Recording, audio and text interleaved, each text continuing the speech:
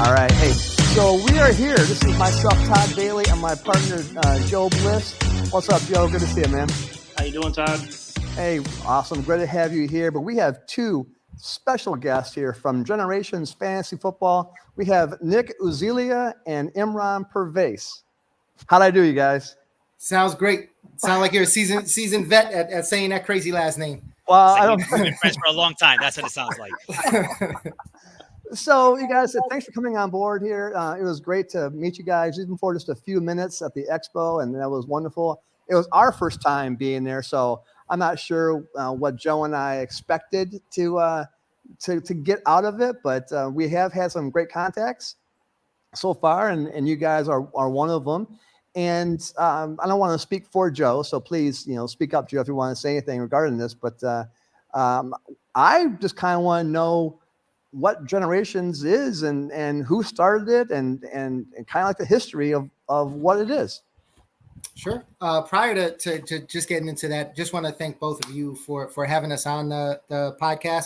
It was great meeting you as well. We were first timers at the expo as well, and we met so many amazing people. The fantasy community, as we're going further and further down this rabbit hole, we're just finding you meet great people everywhere. Haven't met one person that hasn't been helpful, willing to commit some time to having a conversation and just connecting. So speaks volumes to both of you for having us on, and we really appreciate it. Awesome. Well, thank you.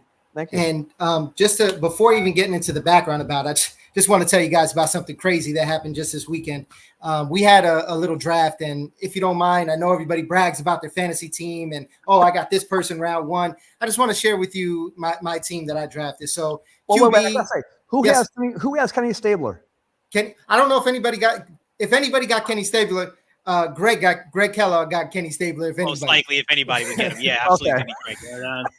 So right. My lineup consists of John Elway at quarterback. I got Marshall Faulk as the RB1, Terrell Davis as the RB2, Megatron as my wide receiver 1, Tyreek Hill as my wide receiver 2, Travis Kelce as my tight end, Andre Reed as a flex, and then just for the heck of it, I got Christian McCaffrey as my second flex.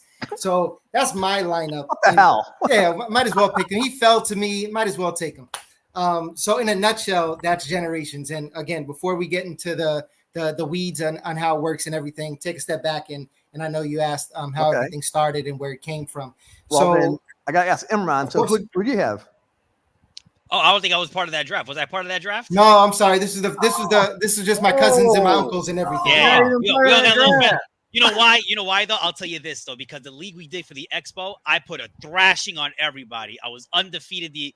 Unfortunately, only for the entire season up to the playoffs. I mean, the championship, and I did lose to Greg.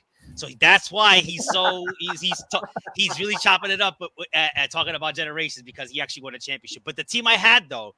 Listen, this squad is crazy. I had Josh Allen, LaDainian Tomlinson, Barry Sanders. I had started with A.J. Brown, but I recently dropped him for Stephon Diggs, which is crazy to say. DeAndre Hopkins, Tony Gonzalez, Priest Holmes, and Mike Evans. I mean, with a team like that, that's the reason why I was undefeated, right? But unfortunately, I did lose in the championship. But that's what a team looks like there at Generations. But Nick, go ahead, take over the story, man. So real quick, when you say you're undefeated in a season, how many teams were in that league, and how long does that league go for? I'll say that in this situation, it was a total of 8 teams, right? And the minimum standard right now is everybody gets to play each other once. So it was a 7-week season, technically. Then we had our formal playoffs where the first and second team had buys, and they go ahead and let the playoff bracket play itself. So it was a total of we actually also have for the third place game, that's 1 week in itself. And then the championship game is the week after, technically. It could be day, week, hour, whatever. But I believe we had a total of 10 games, if I'm not mistaken. All right. Now, when I spoke to you at the expo, you were talking about, you could play this league on Tuesday and Wednesdays when we didn't have the real NFL. So, I mean, you could literally play a season in maybe 2 or 3 weeks, maybe, or you could play a season in a day if you wanted to. We have an option where you could start games every hour. You could start them every day or every week. So it's totally up to you in terms of if you want to knock out a season. We could have done our whole season at the expo if we wanted to. We just chose to spread it out just because it's a little bit more fun talking trash every day versus every hour. So we spread it out a little bit. But you could do it every week as well if you want the cadence to be a little bit more realistic, like the traditional fantasy platforms. You could do it every week also. And you could do it 365 days a year. So if it's something you want to do in August, in July, June, the off season, whatever it is, you could do it then also. That just sounds so awesome. Thank you. How did it get started? So Generations actually was a pandemic baby. Okay. Probably right around the time the pandemic was starting. I was sitting around, the Rudy Gobert just touched the microphones. Leagues were getting canceled. Seasons were getting canceled. The NFL season was coming up, and folks were getting sick and getting scratched right before the games. And I just really thought to myself, how can we still enjoy fantasy? How can we enjoy sports? At that time, truly not having any idea what sports was going to look like going forward, and had this crazy concept that said, hey, look, historical data is sitting there. I've always wanted a team with the best players from late 80s, early 90s, kind of my sweet spot growing up. And I wanted to really see if I could utilize that historical data and make it into something that could turn into a fantasy platform. Called up a couple uncles, called up a couple cousins. Hey, come to grandma's house. Let's grab a seat on the deck. Had 3 cell phones. 2 people had randomizers. One was looking at NFLreference.com. We randomized weeks and years of a player's careers. We manually converted those statistics into fantasy points. And we played a manual season on a deck having a couple beers. And it was fun. Wow. Then we got into the real work of it, saying, okay, this makes sense. This is something that's realistic. So I gave a call to the folks who are some of the most positive people that I know and some of the people that are the most negative people I know, intentionally asking all of them, tell me why this is the worst idea you've ever heard of in your life. Tell me why it's not going to work. Tell me why this is just doesn't make sense. And after about 6 months or so, some folks kind of like rose to the top in terms of their engagement, their willingness to put in time and effort, Imran being one of them. So Imran and 3 other individuals joined our founding team. And we said, this is a viable business. Let's do something with it.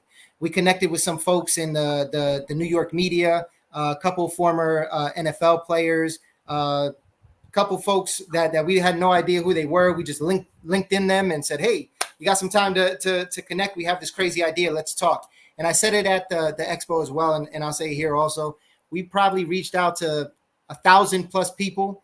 And for the 4 or 5 responses that we got, they were the most impactful 4 or 5 responses we could ask for. Ed Williams from over at the FSGA telling us about how that works, how that format works. Of course, Bob Lung from the Expo, amazing guy. Marcus Grant reached out to us again. Imran connected with him on LinkedIn, connected us with a whole bunch of great content creators.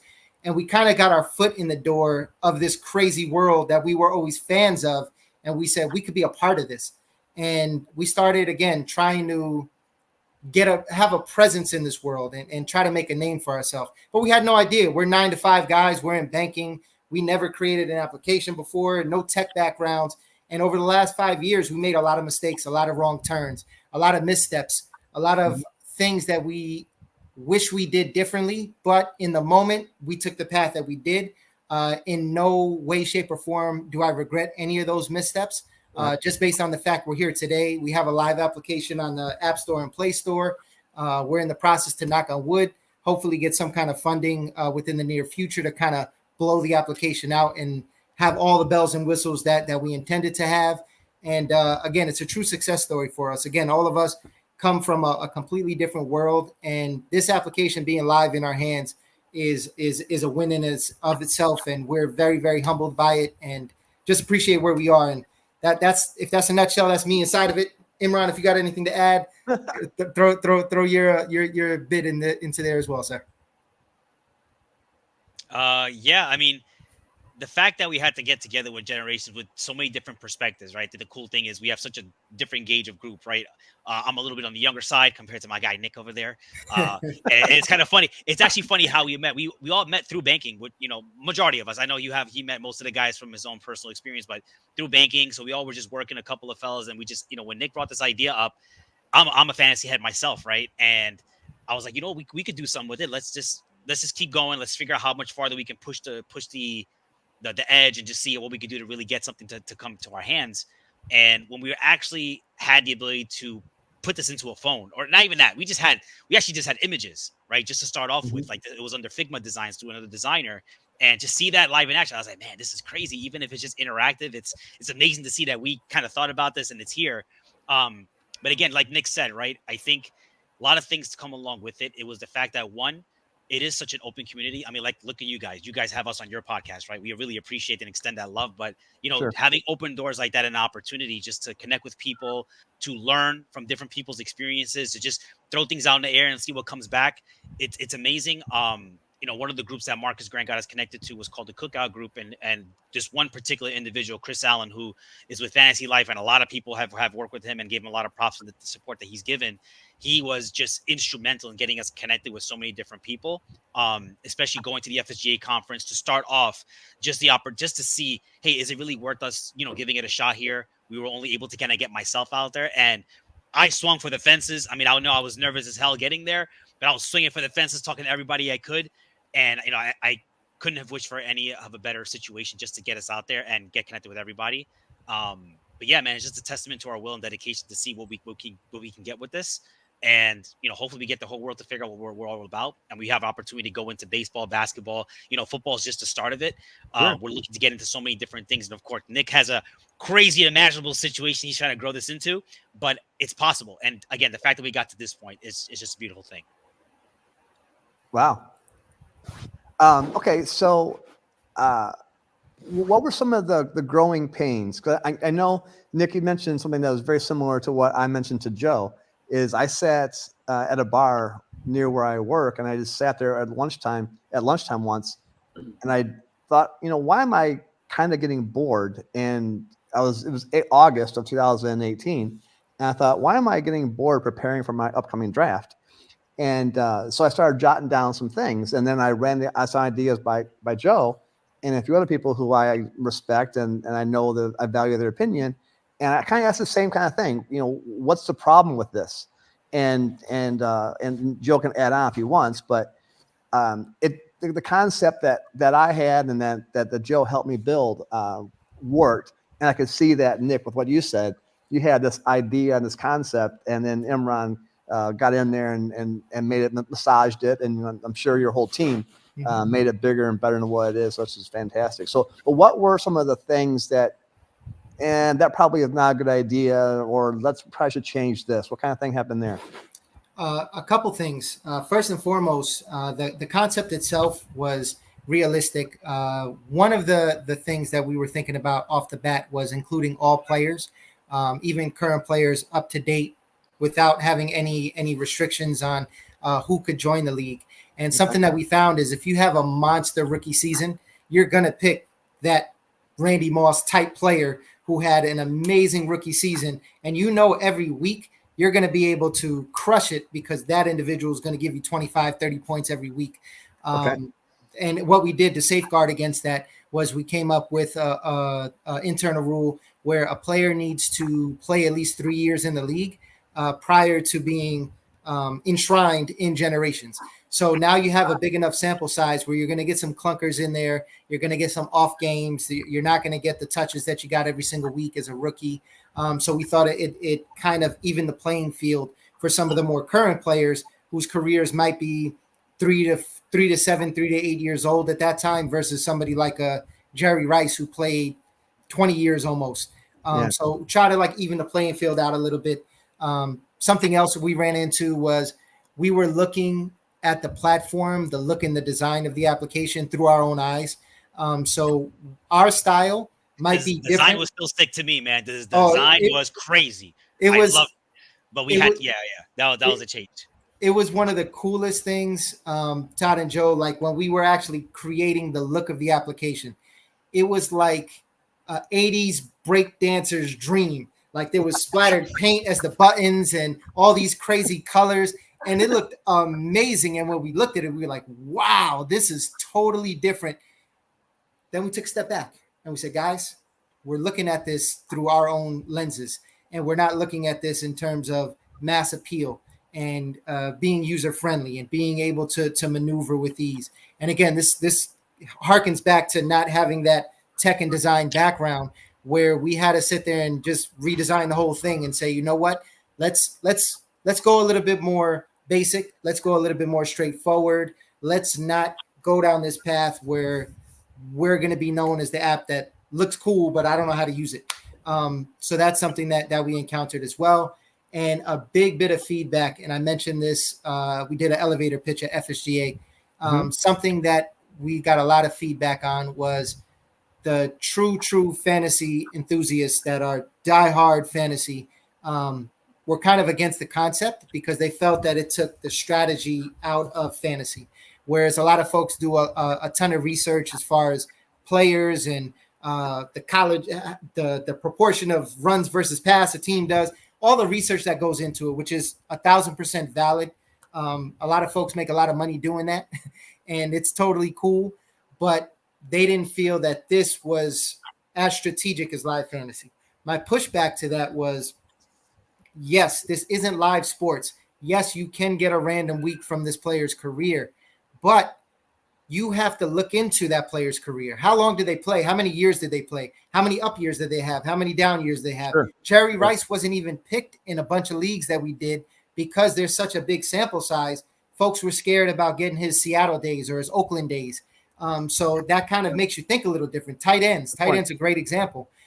There's not a whole lot of really high producing tight ends throughout the history of the NFL. So the difference between Travis Kelce and Mark Bavaro, just throwing a couple names out there, is very dramatic. So now you're going to say to yourself, am I going to lean into tight end early and maybe get one of these Hall of Fame great running backs or receivers a little bit later? And you think about those things. Okay. So the strategy aspect definitely was something that that we had to rethink and say, how can we approach this? And then the last thing, and probably the most impactful thing that I take away with me, and I kind of have a chip on my shoulder about, and it's something that I'm a staunch believer in, is so many folks, when they gave us their honest, open feedback, which we always welcome and love, is that they use the word niche a lot. This is niche. This is something that I can't see having mass appeal because it's going to appeal to this group or that group, or again, there's not enough strategy for this to be mainstream. And initially I just took that feedback, took it to myself and said, maybe this isn't going to work. Then I thought to myself, you know what? The NFL was niche at some point. Fantasy itself was a niche at some point until it wasn't. Right. There wasn't always 68, 69 million fantasy users in the United States. That didn't happen overnight. Matthew Berry at the last FSGA conference told his story on how there was no fantasy at ESPN, and he built the fantasy team at ESPN relatively recently, not within that long ago. So if you're talking about 10, 15, 20 years, whatever the case is, you think about the span of how long ESPN's been around, it was a niche at one point, and people didn't take it serious until they did. And I kind of feel that, like, not only with us and our platform, but so many folks we met at the expo where, and I'm sure I can't speak for both of you, but I would think that you're probably in the same boat where there's been pushback as far as being the new kid on the block and having something different to offer than what's been mainstream for so long. Sure. And challenging the norms. And it's very difficult to break through those doors. And it's something that we're very, very committed to do. And with all good, positive intent. This is not coming from a negative place. I'm not trying to reinvent the wheel. We're not trying to do all this crazy stuff. We're just trying to bring an additional way to enjoy fantasy to people that, again, you could do all year round. Sorry to go off on a long soliloquy. I felt like I made some kind of crazy speech, but that's that. Those are a few things that we had to pivot. It's all a cool story. Joe, you want to say anything or ask any questions, Joe? Well, he had a couple comments in there, and one was pushback. We've been trying to push this for the last 6 years. Last 2 years have been really strong, but you do get your downs. You feel like, man, maybe we should just give up because I don't think this is going to work. We get so much negativity at times. This isn't what fantasy is. I don't think there truly is what a true thing of what It's like, who fantasy says it? is. I mean, Yeah, it's like, who says it that? is what Who are you to makes tell me it, that? you Yeah, know? exactly. Yeah, Right. I mean, it's an idea. It's fun no matter how you play it. But to go off your Jerry Rice comment, when I was talking to Todd at the expo, we asked each other who would we take number one, and I did say Jerry Rice, and then I didn't think about the whole Seattle days, Oakland days. I'm thinking Right. of his time, and I think that's what people see with this is, wow, I can get Rice or I can get Jim Brown or whatever in their prime, but they're not thinking towards the end of their career you might draw maybe a 3-point game. Mhm. Now with your system, you're saying that all the games are injury free, correct? Well, That's based on the data, right? So the data piece I'll take, right? What we did was we manually scraped everything, dude. We pulled every little piece from Pro Reference, NFL Pro Reference, or whatever it was. We did a bunch of other places to data scrape, and we went through. We have everybody's data. We literally got it all.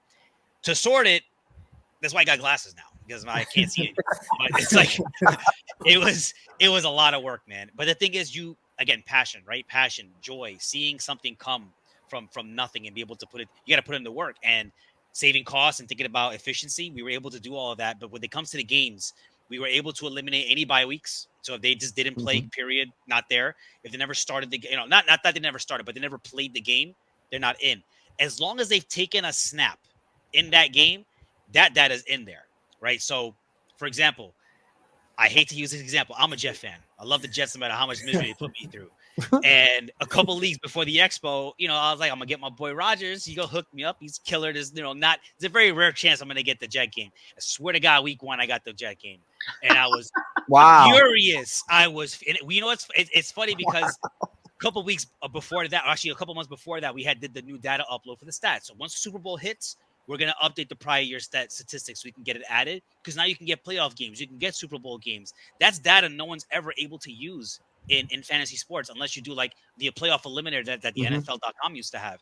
But in our case, we actually can finally put put that data into play and use it to fantasy. So, again, I had that day where good old Aaron Rodgers took 4 snaps and snapped his Achilles and ruined my whole season. Even though Zach Wilson made us win that game, I was hyped. It was a very depressing day. Wow. But, what are the odds with that? that was for me. All the wasted money I put into tickets and seating and watching them and NFL Sunday ticket, they gave me that win. But the rest of the season wasn't so hot. But and if I could just jump in, piggyback off of Imran's point. Sorry about that, Imran, too. That was a crazy, crazy day. He sent screenshots I was like, dude, you got to be kidding me, bro. I was like, really? But like to Imran's point about those 4 snaps in Aaron Rodgers last season, that's a great highlight of how no matter how much research you do, no matter how much data you have that you're looking in, and again, don't get me wrong, does it increase your odds of being more efficient as a fantasy player? Absolutely. Does everything go into the wind when something like that happens? It does. So no matter how prepared you think you are, the real world takes on a life of its own once you step on the field, and anything in the world can happen. So a lot of folks didn't see different players that popped up throughout their careers and had one amazing year and then fell off or just came out of nowhere and were great throughout their whole career. I remember the Arian Foster year. Last year, Puka. Even like Puka, and then you also have to think about Mahomes. Mahomes, it was a lot. People were picking Mahomes left to right, but he had a down year now. So, like, is he really going to be a top priority for you in generations? Maybe right in regular leagues, yes, absolutely. But in generations, you might want to reconsider. So, like, that'll always come into play as long as they're active players because players sometimes have that drop off. We hate to see it, but that now, let's say there used to be a top pick in recent years. Let's say through 3, 4, 5 years down the line, if they're still playing, they may be declining. They're not going to be such a hot pick anymore, right? So, I think generations ever evolving as fantasy is.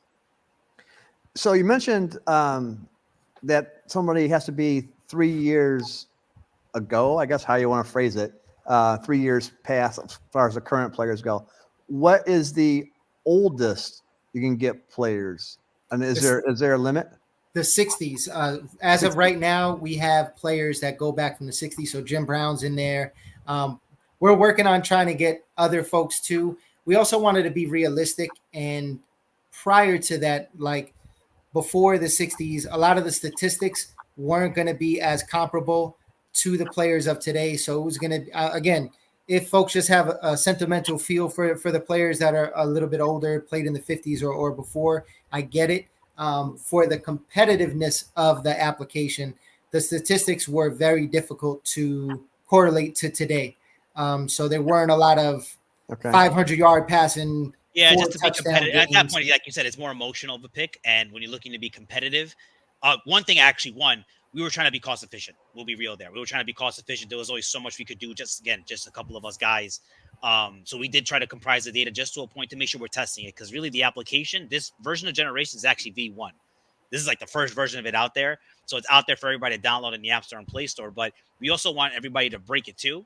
But we only limited to 450. I think we have 470 and change because we just did an addition. Mm-hmm. So, and it's going to continuously grow. But also, we're asking for people to send us names. Like, hey, you want to add this guy. Hey, no problem. Boom, we just jump it in there. So, I think another goal we have is to have like a graduation ceremony after the Super Bowl, right? That's just like we induct Hall of Fame players into the Hall of Fame. We want to kind of have our own Generations Hall of Fame where every year we're inducting players into the application because they hit the 3-year threshold, right? So we actually did that last year for Justin Jefferson, Lamar Jackson, a couple other players that we didn't have in the prior. So we graduated them into Generations. So it's kind of like a consistent ongoing season. As you finish the regular season, the Super Bowl, you kind of get into the Generation season, kind of go through their Hall of Fames, induct them, and have them be able to enjoy that. Okay. So football has obviously transcended, the offense definitely has transcended over the years, right? I'm the oldest one here of all of us. So I'm almost 60. So I remember man, you got me, dude. The what? Yeah, so you would have got me, man. Well, thank you. So I remember the George Blandas of the world and those kind of guys, right?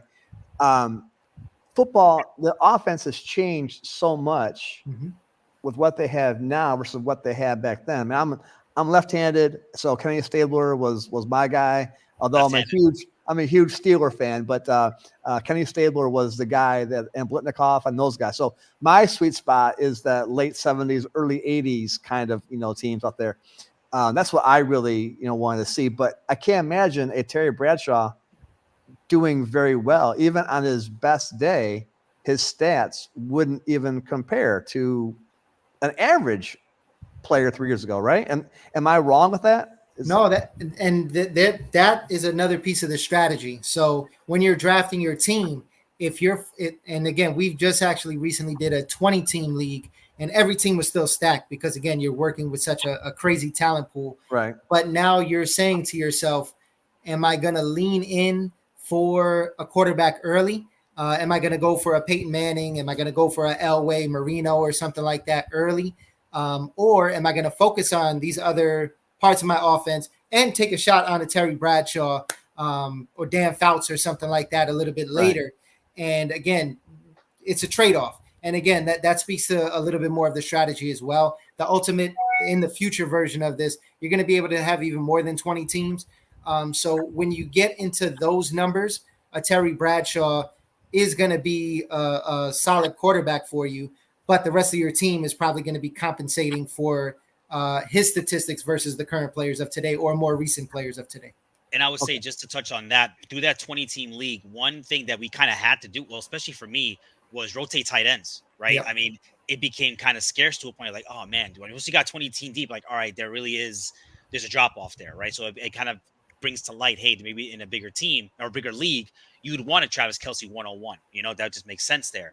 But one of the strategies I did was, because how our waiver wire works is once you drop a player, there's no bench right now. You just have to immediately pick up a player and replace him. But there's no waiver period. So you commit to dropping them, it's wide open right away. So you can live in the waiver wire, even though there's tons of names. You can, every week I was dropping my entire roster and adding a whole new one and just hoping I got bangers each of the way.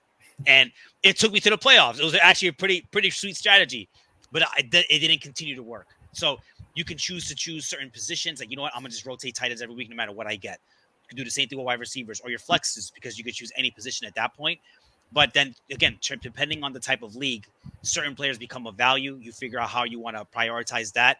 Eventually, once you get to the full point customization system, then you'll be able to prioritize, hey, like you can even add a super flex, or you can be able to prioritize, higher touchdowns for quarterbacks instead of the standard 4 points, right? So A lot of different things come into play as you kind of change your structure of your league.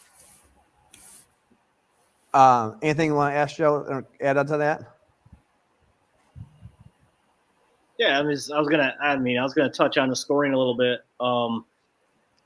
As far as formats, is it like standard? Are you running? Yeah, as of right now, it's locked to standard. Yeah, right now it's locked to standard scoring.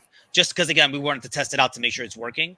We are working on the custom because we already have the pretty much the skeleton for the customization. We just got to get that embedded into the application so that you can choose to do a standard half PPR, or you can do a full customization. So if you want to, prioritize or create a premium on a certain player or a certain type of play, or you want to do 40-yard touchdown bonuses, whatever the case is, that stuff will be implemented. And also, are you thinking about running any sort of defensive players? I'm a defensive guru when it comes to this, and I love playing defensive players. So I was just wondering, is that in the format possibly? Absolutely. So, and I know we mentioned it a few times, but we'll probably mention it a whole lot over the next year in every conversation we have. It really is going to come down to the funding aspect of things. For the ultimate version of the application, absolutely, we are going to have. We have the data. IDP. We have it all already. Yeah. And it is something we spoke a lot about at the expo and got a lot of feedback from folks.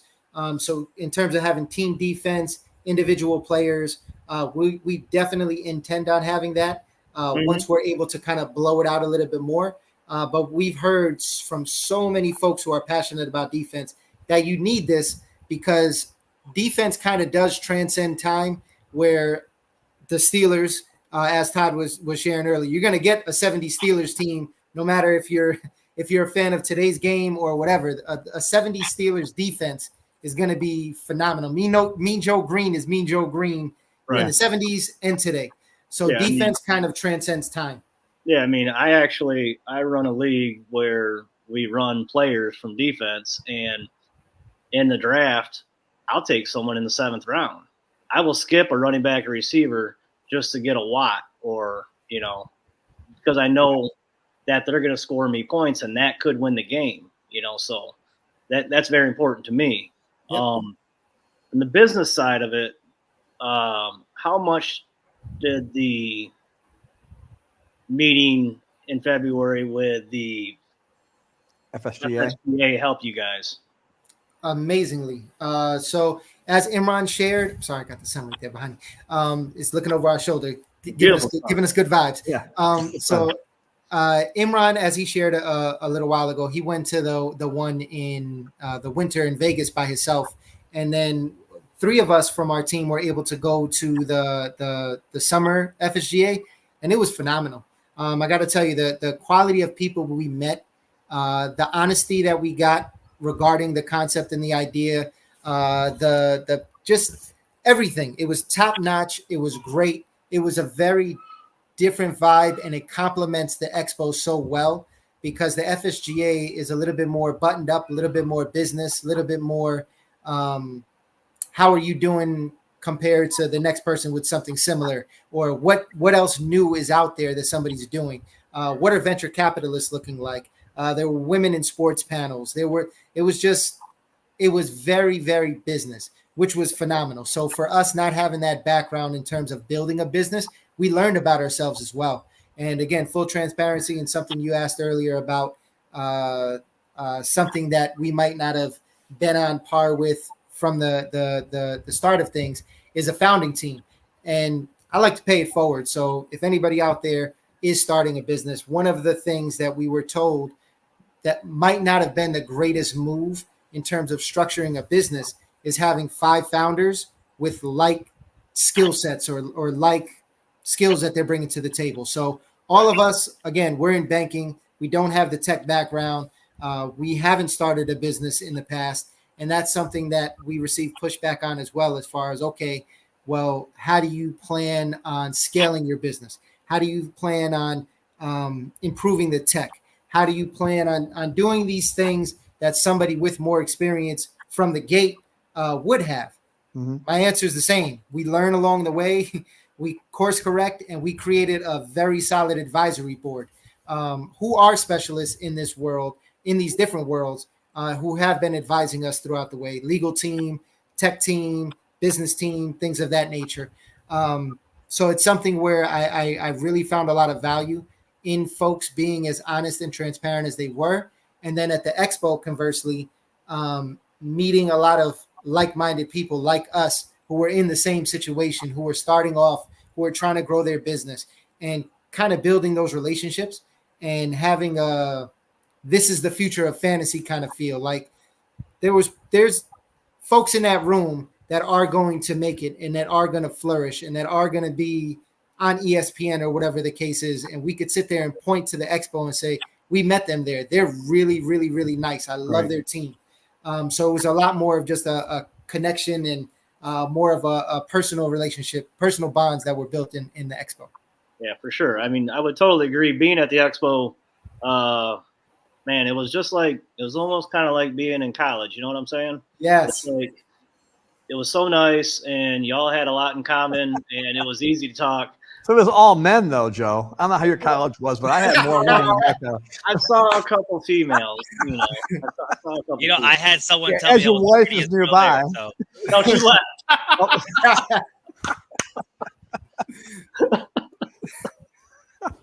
Oh man, that's just funny. That's funny. Yeah, so we're planning on going to the FSGA. In fact, it was a quick little story about that. Joe and I were sitting there in our booth, and we talked about geez, this is hilarious. Getting into Scott Fish's, Scott Fish Bowl, right? Yeah. And we're like, well, how do we do that? So Joe's on his phone on a computer. I said, you know what? We have to find Scott Fish. We got to talk to him. We got to show him this. I was like, I have no idea what he looks like. Go ahead, Todd. So eventually we see him on Joe's computer or his phone. And okay, that's kind of cool. Within half an hour later, we're sitting there, and there's this guy sitting there talking in front of us. Because one of the things that we promoted in our league is that we can have unlimited number of teams in our league. So he was questioning that, and he came across like he knows what he's talking about. But his name tag flipped around, so I couldn't see his name. So he seemed like he's a knowledgeable kind of guy. So I said, "My name is Todd, and what's your name?" Scott Fish. So I mean, within like Beetlejuice, you say his name, he appears. So within half an hour, here's this guy in front of us who we were, almost, drooling trying to get in his league. So he shared with us his FSGA issues and concerns, and immediately he even said numerous times that you could see it in my eyes that, oh my God, we're in trouble because we didn't know that. I've done my research from are we a betting site, but not as a gaming contest site, which totally threw me for a loop. I thought, oh my God, that could be a major problem. But he kept saying, it's probably not a big deal this year. Probably not a big deal this year. You're not big enough to make it a big deal. So within half an hour later, Joe's booking his flight to Las Vegas. I'm actually texting my wife. I was like, we got to be in Vegas on these 2 dates. This is a hotel. I want to be there on this day. And she's like, here's our options. I said, book it. And, he was very excited about what we have to offer, which made me excited. And I hope it made Todd excited. Yeah. Because Todd is the backbone of this. But just to hear him say, you guys have got to go to the FSGA. You've got to present this. People are going to love this. And, hearing that from someone that is in the world of fantasy way bigger than us makes you feel good. It's right. Like, you know what, we do have a good product. We just got to get in the right hands of the right people to show them what product we really do have and how awesome it could be. And, what we have in the future with, our other product is great. It's great. Right. I mean, I'll tell you just off experience with the FSJ. Being there alone was definitely something. I couldn't do it alone. I know what I could do it alone. Let me tell you something, man. My guys, I love my guys. They put me in a beautiful situation because I also won nice in Vegas personally. Let's say the trip was paid for. Trip was paid for. So that was okay for me. It was a free trip. But going there was, yes, nerve-wracking. It's, there's some anxiety there because you have to figure out, okay, I think one thing I did determine was who was worth my time, right? That's one thing you got to figure out, who's really worth the time and who's really just there just to bullshit. And you got to make sure you're really filtering that out and kind of getting an idea of introducing yourself, but pulling it out of them. Say, hey, what are you here for? What do you do? So you can kind of realize, okay, maybe I shouldn't get, too invested into this, because great to know people. Again, like one thing I want to keep on highlighting, this community is beautiful. We're New York boys. I came in there defensive. I was like, who am I going to slap up? Who am I going to chop up to talk to this person? He looked like a nice guy, but you know what? I'm ready to knock him out if anything's ready. But it wasn't like that at all. Everybody was just so open. Like, hey, you know what? So you should talk to this guy. Hey, let me get you to this guy. Hey, I'm going to have you meet this guy, It was just so quick to just get to know everybody. And I was pitching nonstop. I was just talking. And just I had a chance to have a talk with Joe Bryant for an hour from Football Guys. For an hour. People can't even talk to this dude for 5 minutes. And he was just alone by himself. I talked to him for about an hour, and he was just highlighting, hey, man, this app is great. Your idea is fantastic. I want to be able to have a chance with my son and this to be able to talk about different players. And again, Scott Fish as well. Got a chance to talk with Scott Fish and endorsing our product as well. And to hear these individuals who've been in the game for so long just to endorse your stuff, it's a beautiful thing. But the value in the FSGA was having someone along your side to help you get connected. So again, if you do attend the FSGA, let us know. We'd love to be an anchor for you, because Chris Allen, I just want to continue highlighting that man, because that man is amazing. If it wasn't for him, because he was the first connect I got to talk to at the FSGA and kind of have a practice pitch and literally just like, hey, Chris, this is what it is. This is what we got going on. Had the application running. And he was like, dude, this is amazing. There's so many people I need to get you connected to. You are not leaving my side. You will be with me this entire trip, and I will get you introduced to everybody you need to know in this world. And by God, I met everybody you can think of. And I, again, still talk to Chris to this day. We are really cool and connected. He's been instrumental in having us break the barrier, break that, okay, I'm nervous, or do I want to kill somebody, and make sure I talk to my product to the right person. But the endorsement, the support was fantastic. And again, let us know if you're going to be there. We'd love to be an anchor and support for you guys, get you connected with the right people, because you guys have a great product as well. It's a beautiful thing. I think it's something that's super cool. It's a way to change the game as well, to get as many people in it as possible. Because I think another thing too is when people are out of playoffs, they get pissed and they get petty. They got to find a way to get re-engaged, right? And they got the both of us. They got the both of us to keep playing, So it's right. A beautiful thing. But one thing I do want to highlight is the betting aspect and the money aspect. Something that we learned in FSGA is the regulatory side. Something, you don't think of as a gamer, but the regulatory side, you get a lot of panels, a lot of resources you can get to connect with. And I think those will be great people for you guys to talk to just in general. Yeah, we did some research. I came back here, I got my team together, and I sicked my son on FSGA. And I said, dig into it, do all you can. And within 2 days, he came back with a lot of good stuff. He read the whole 25-page Senate paper that was written about things. So he did all that. And I was like, first of all, it's kind of impressive he did that. Because knowing my son, he's like, takes the easy way out of some things. But he busted his ass. You can't. When it's a passion, you can't do that. But he busted his ass, and he kind of reiterated from what he saw that it's more for us probably next year to be really concerned with, but that we do need to go. And I will be out there for sure. I know Joe already has a hotel and flight. I'm there. I might be driving out there because I got to be in Phoenix in January. So I might take the whole month off and just go ahead and do the Phoenix and Las Vegas thing. So we'll see about all that. But we definitely will be there. And I think I have my daughter, who you may have met her. She was uber outgoing, and we sponsored a Friday night event, if you remember that. And she was bopping around, social butterfly everywhere, and so she'll be there. And then her boyfriend is Brad, who has dreadlocks down to his waist. So nobody forgets Brad if you see him. So so we'll all be there for sure from this coming up February, I think it is, whatever February. Yep. Yeah. So I know we're running out of time, but I do want to talk a little bit about what we have to offer. And I want to thank both of you guys. Nick, I know you're already registered and already signed up for a team. And Imran, I don't think you are quite yet. So kind of like what you said, Nick, in 2018 was when I decided to dabble in this kind of a new thing.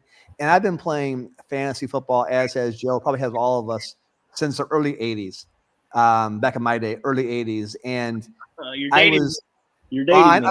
I'm like almost 60, so I'm okay. This is what it is. So I had an experience my late 90s, early 2000s of being really critically into it, and it was like cutthroat kind of thing. Well, as I got older, I thought, screw it, let's just get the guys who I want, and so that's what I kind of did. And I didn't want to worry about draft day because as much as I love draft day, I didn't always get Drew Brees. And Joe knows I would do sick things for Drew Brees if I had to give him my damn team. So I didn't always get Drew Brees, but I always wanted Drew Brees. So I thought, okay, how can I make it so that I could get the guys who I want when I want them? And then I thought injuries, and I went on. And I had quite a few things, and I ran through Joe, and we had some people who we had through our test. And I called those people even today, our extreme executives. And if you were active in the first year in helping me/us get this league going, you get 1% of the net profits from our league going forward. As long as you're active, then you get that 1%. So we have I think 12 people still who have been around since the very beginning who still get that. Joe and I get a little bit more, but that's kind of what I did because I wanted people to have a little skin in the game. Mm-hmm. So that was kind of what my hook is. Okay, well, and Nick, if you want to play with us, I'll give you 1% net profit going forward, which hopefully down the road becomes a pretty big, a payday down ideas. So the biggest thing that we did for this year is, you mentioned it earlier, Nick, before we got recording here, is that we have 2 halves. We've taken the 18 weeks and broken down to 2 9-week halves. And you can play literally any player you want, but only once in that half. And as long as you are in the top 2 teams in either half, you get automatic entry into the playoffs, which are week 19 and 20 in the season. And if you happen to be in the top 2 of both, now Joe is much better than I am at fantasy football and everything, standard, EFFL, everything. Joe has more of that sense than I do. But so if I get a chance to be in one of them, I'll be happy. Joe will probably be in the top 2 of both. But if you get in the top 2 of both, you get your entry money back as well as the playoffs. So that's kind of a cool little thing there. So we decided to do all this, and now you can have a private league. We can have in fact, I created a league from Exponents, which is what, Nick, you're already on there. Joe's on, and I'm on. Anybody from the Expo can join the private league of Exponents, which is, again, kind of cool concept. But then what we were showing as our product that theoretically may become our main product based on the attention, the wonderful advice, and the comments we've been getting is our exchange. The what? The most excitement. Yeah, is our exchange, which we literally just launched today. Officially got launched today. So we've been busting our ass with that. And this is the stock market aspect, because I wanted to get something that, just because you get the 101 pick and you pick McCaffrey, for instance, right? Well, that doesn't mean that you actually know how to manage your team. So I wanted to take it to the next level of, all right, well, let's manage. How can you manage the players that you have? And we could do the waiver wire and trades and all that kind of stuff, which is a way of managing it. But I thought, what if we did? Well, I didn't think about this. I sat there at breakfast one day, and I'm looking up at TV, and I see the stock market and the stock market graphs. And I thought, that's it. It's a portfolio. If we could just buy the players you want to buy, and then you manage the players based on their on-field statistics, performances, that will, if they do better, they tick up. They do worse, they tick down, and you can buy and sell as you want. And I ran it by Joe, and Joe got a little hard on from it. It was great. It was like, this is true. And I thought, again, like you said, Nick, what's the downside? Break this for me. And part of my retirement now is I do make games too. And I always tell people, break my game. How do you break that? How do you fix this or whatever? So we did like an 8-week test. 11 guys got together, and I didn't even have all the players. I think it was received very well. So now we actually got the software. Like I said, just launched it about noon today. So it's out there. So now it's cool. So now you can buy the players. So at 9-1, you can buy the players that you want. And the Aaron Rodgers, back to your thing, Imran, because he only played, Yes. I call it 5 Oh, he's snaps. cheap, probably. See, I call him 5 snaps. 4 snaps and an Achilles. He's So he real had 5 cheap. snaps. Yeah, it is 5 snaps. Yeah. Yeah, so he played 5 snaps last year. The lowest preseason price of anybody is $20, and they're playing against their ghost of last year. So McCaffrey is $207.90. If you want to spend more than 1/5 of your budget on McCaffrey, go for it. But you're playing against his ghost of last year. And then rookies, this is one Joe's big thing. Rookies are priced at the round that they were chosen in. So okay, and that makes a lot of sense. So, but now Aaron Rodgers is $20.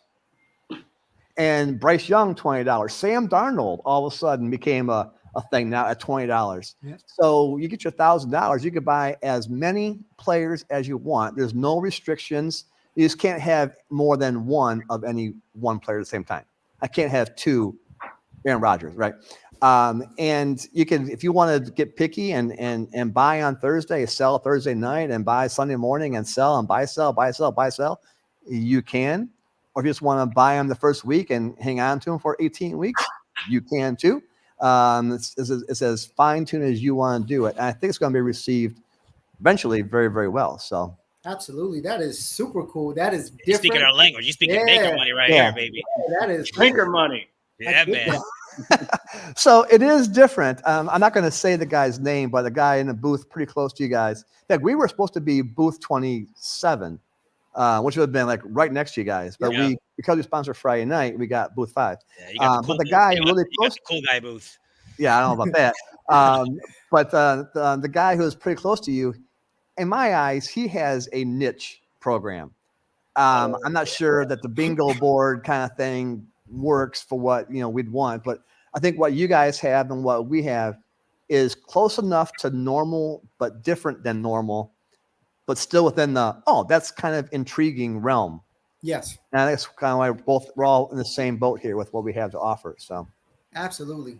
That is, I really, I'm going back to the concept. I do have a couple questions if it's okay to ask. Of course, go ahead. So a couple things. The exchange is different than the current leagues. Format you have. Yes. So we have the leagues and we have the exchange. Okay. So the exchange, that's just buying the players for a traditional type league. It's just buying the players, and we created our own scoring metrics. Because what I wanted to do is I took, and I used Joe as a backsplash, and that's a lot. I took the top 32 teams, 32 players from each position, and I wanted to figure out who the average player is, and I wanted to make their price $100. So I figured out, okay, I kind of thought from my knowledge, who would be the best, who would be middle of the road. And I massaged the numbers a little bit, and I ran it by Joe, and then we made some tweaks, and I said, does this make sense? And then it kind of made sense. So so the exchange is completely different than the EFFL leagues that we have. So you again in the leagues, you can use anybody you want, but once every 9 weeks, theoretically. Here you can use anybody you want. I don't give a rip. Whoever you buy, whoever you purchase, and you have on your team. Correct. Right. Okay. Yep. And like I said, you can be as hands-on as you want to do it. So, and the other thing that's kind of cool about it is in all of our leagues, you can join even after the leagues start. Because again, if on the leagues part, if you win the second half season, you're in the playoffs. So you could, if you let's say I don't want to join the league, it's kind of silly, but then you kind of watch it and you go, oh, that's kind of neat. You jump in week 9 and you win the second half of the season, you're in the playoffs. You could theoretically win the whole league. In the exchange, you can't buy in for your own team, but you could buy in on a new team. So if you bought some people and they tanked and all that kind of crap happens, you're like, well, screw that. I don't have a chance. You can go ahead and you can buy another team whenever you want. And you can go ahead and do that. It's only $50. So our price points are low end 25, high end 100, depending on where you want to be. So we're we're keeping it, like you said, keeping it in the reasonable price range. So that's what we're planning to make that bigger and better and stronger and all that kind of stuff. Joe, you want to add anything to that or to those? No, I mean, it's like, I think as far as the exchange, like you said, you can be as hands-on as you want. You can do it every game. You can buy, sell Thursday, Friday, Sunday night, Monday. You can get as crazy as you want. Or, as I think my wife may do, she just may buy her team in week 1 and just watch it grow and see how she is. But, I think I'll probably be buying and selling all the time. Football is very emotional. I know some weeks I'll be buying and selling, and some weeks I'll be happy and sit with the stock. But then, I'll be an emotional wreck. Sure. And if you can only cash out that week that you hit so well, you know what I'm saying? But exactly, yeah. I like that strategy. I definitely love the correlation with the stock market in that, because you really are like watching the ticker, watching the stats, seeing, okay, is it time to move on for this player? Should I give him another week? If I sell too low and then they break out the following week, then I'm out. Right. Yeah, I dig that. That is. You literally put your money where your mouth is, making a choice. Like, you know what? I'm gonna sell him right now. It is what it is. That's kind of what I did last year with Raheem Mostert and traded him for Breece Hall, and it was worth it, baby. All worth it. I'm actually keeping Breece Hall in one of my leagues. JETS, baby. Hey, I'm gonna ride him.